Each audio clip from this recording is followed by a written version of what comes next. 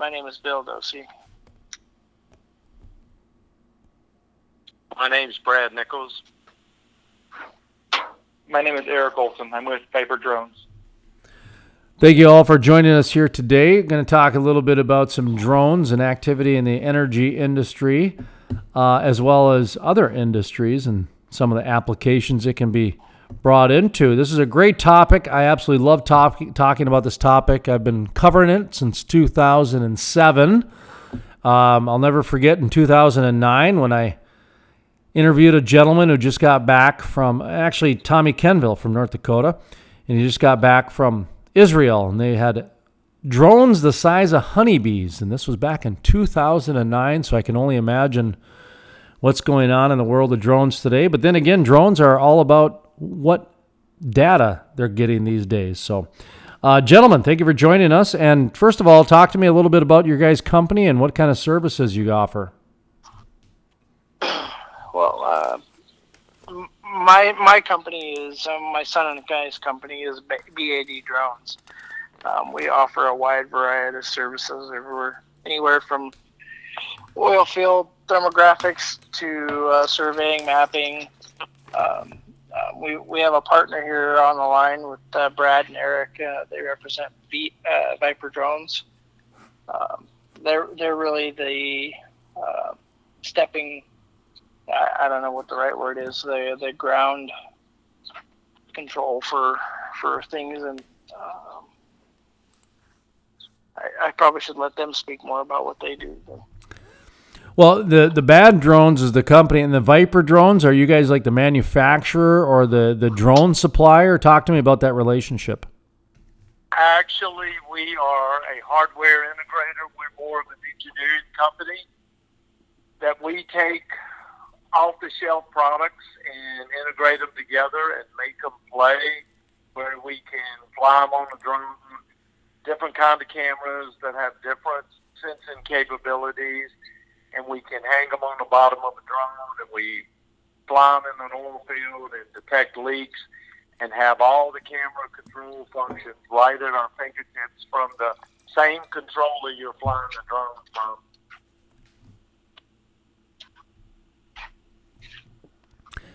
Viper Drones, what are some of the, I guess, attributes or some of the advantages that the Viper Drones would have over the other drones that you can buy off Amazon or Walmart or some of the other places that people seem to want to buy drones these days? Well, we consider those consumer-level drones. The drones that we're engineering are several steps above that, and the price tag on them reflects that. You can get a drone for $1,000 off of Amazon. Our big drone, our gas detection drone, is close to $100,000. A little bit of a price difference there. Talk to me about how these drones are being integrated into the energy industry. Well, I'll let Eric talk about that. Eric works for Viper, and he's our chief software engineer and architect. He's also our trainer who goes out in the field and teaches companies when they buy the drone how to use it and how to fly it and how to collect data off of it. So I'll let Eric speak to that part. Thanks, Brad. So we have integrated a camera that's been tuned to see hydrocarbons, and a lot of our oil customers are interested in seeing these hydrocarbons in gas forms from an aerial point of view. The advantage of that is that they can obviously fly a platform, an aerial platform, to the top of some pipeline or water tank or any kind of infrastructure that's on an oil field to see if there are any leaking hydrocarbons at the top of these platforms. Or they can fly across a river or across a couple roads as far away as they're able to maintain FAA regulations. They can fly from one site to another site.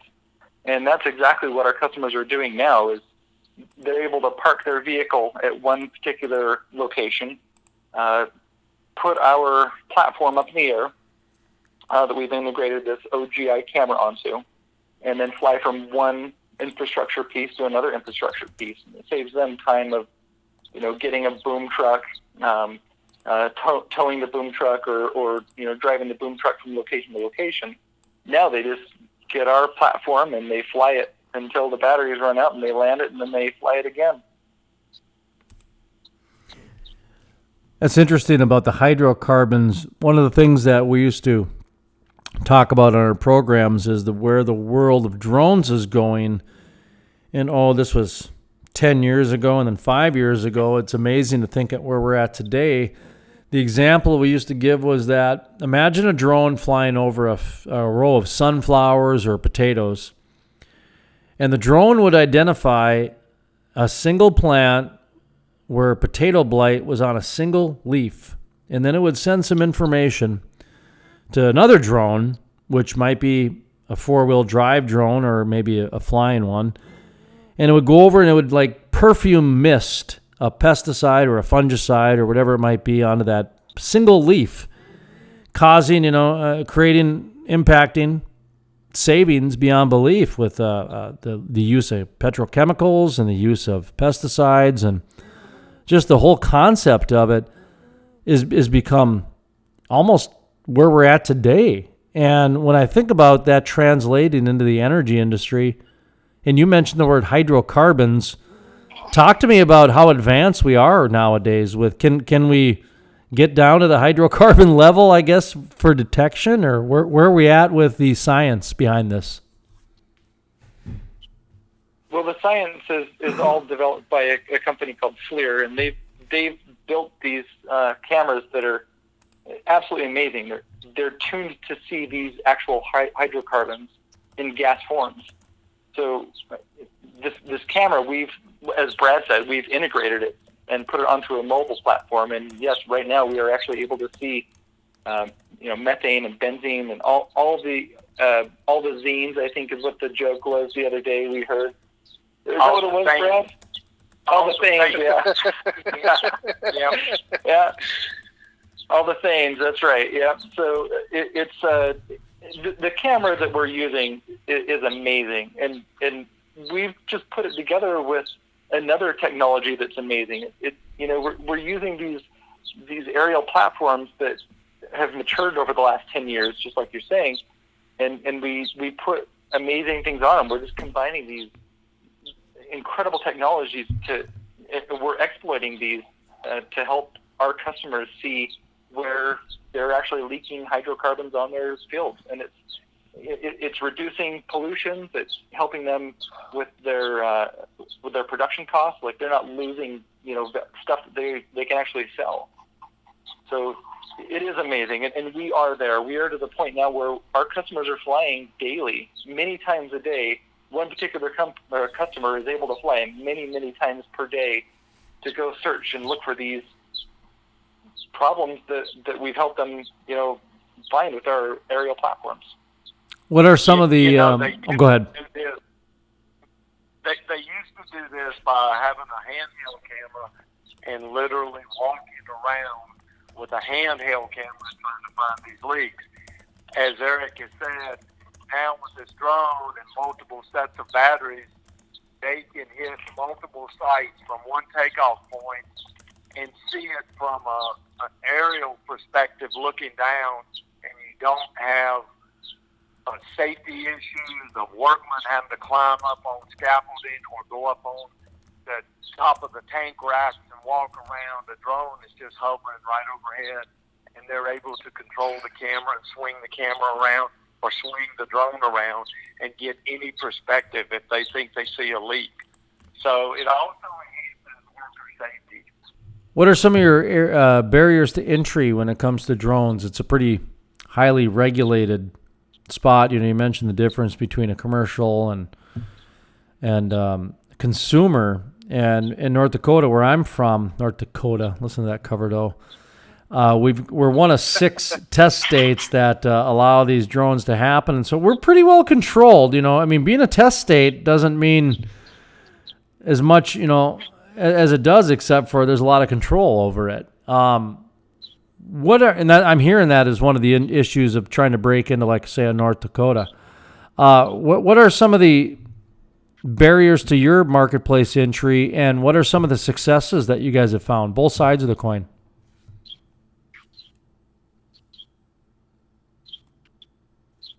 So I would have to say that the successes are all integrated into how we're interacting with our customer, and how we're getting that data to them quicker than before. It's happening much quicker.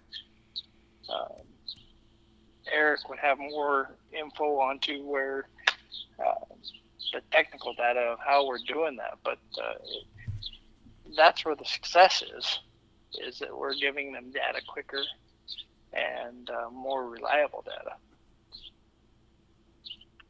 I would say the technology exists out there. Like Eric mentioned, the technology exists in different pockets. The challenge is how do you take this technology that's over in this particular area and you adapt it to do something over in the, say, the oil and gas industry, and make it meaningful. And, you know, the old saying is we can collect a lot of data, but turning it into real information is the trick in all of this. Having a bunch of data that somebody's got to go sift through to try to make some determination is one thing. What we're looking down the road to do is be able to try to automate some of this to where we have software running in the background that can do some analytics and provide some quick pop-ups and say, hey, this looks like a leak that you might not be able to see with your eye, so that we are providing the customer with more usable information that he can make decisions off of. I will tell you probably one of the biggest barriers that we've all in the drone business have tried to overcome is just how the regulatory part of it with the FAA has been moving pretty slow. And, you know, you have to try to go get waivers if you want to do certain things. And that's just been part of it. And I think we're all trying to work through it with the FAA. They're trying to keep the skies safe so nobody's bringing down a plane.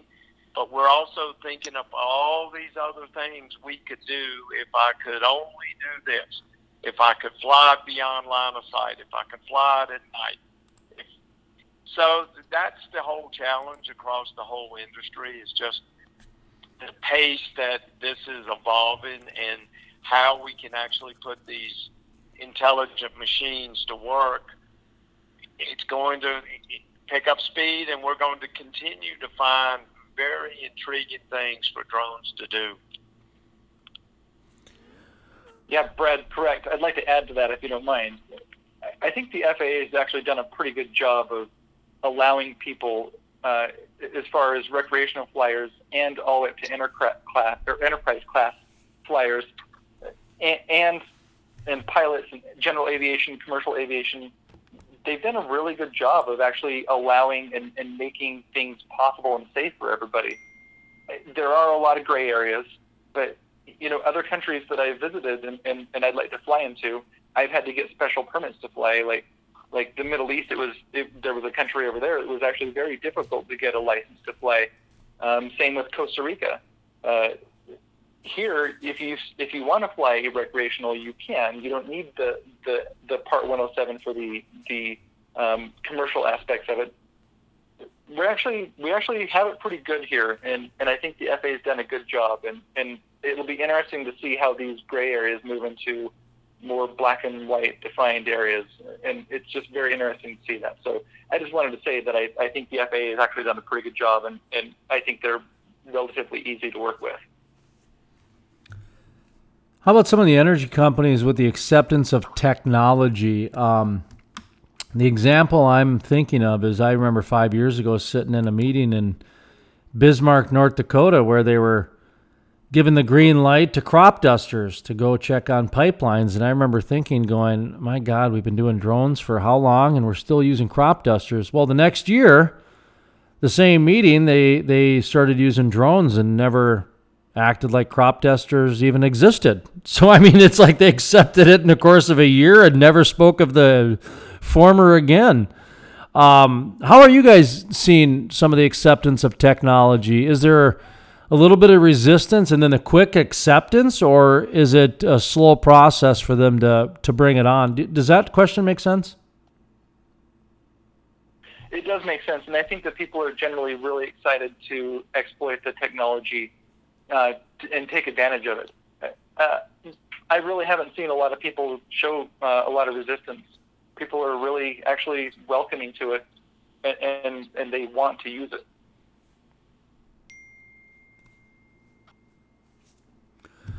All right, I'm kind of looking at everything here, and we're looking at B.A.D drones and Viper drones. Kind of winding down here a little bit, I'd like to give guests the final thoughts and words, if you will, so the questions are not framed by me. If there's anything that we did not mention, anything you want to make sure is reiterated, or just, if you got a good barbecue recipe, go ahead, I guess. I like to give guests kind of the final word so they can go whatever direction they want, and it's not framed by me. So, gentlemen, the floor is yours. I just want to, as far as B.A.D drones, B.A.D drones, I want to reiterate that we are on the cusp of all the new technology with the help of Viper drones. We're more of the service end of that business, and we're really excited to be involved with Viper drones and seeing what they come up with next. I think again, just like landing on the moon, there's always something that's going to come up next that's going to excite us, and we're also really excited about that.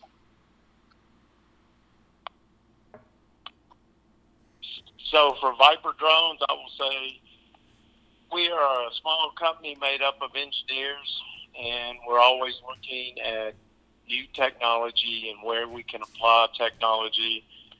And right now our focus has been on the oil and gas business as a primary focus, but we also do work in the mapping and survey field with drones. We are also in the cinematography business with drones, filming commercials and movies.